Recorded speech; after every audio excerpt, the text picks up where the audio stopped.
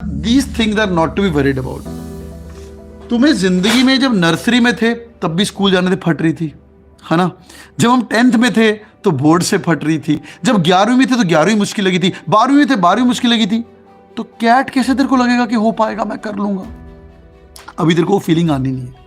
What you can do it, what Bhagavad Gita tells you, fake it till you make it। मैं तक करना है भाई, मैं तक करना है, मैं तक प्रिपरेशन करनी है। And one line which has motivated thousands of CAT king students past couple of years and this year as well is let the bloody I am reject you, don't reject yourself. बहुत सारे अभी सब interviews आएंगे, अभी बहुत सारे student ने feedback दिया, सर वो एक लाइन पकड़ के जब भी डिमोटिवेट होते थे दोबारा किताब उठा के पढ़ाई करना शुरू कर देते। आई गाइस विद मी?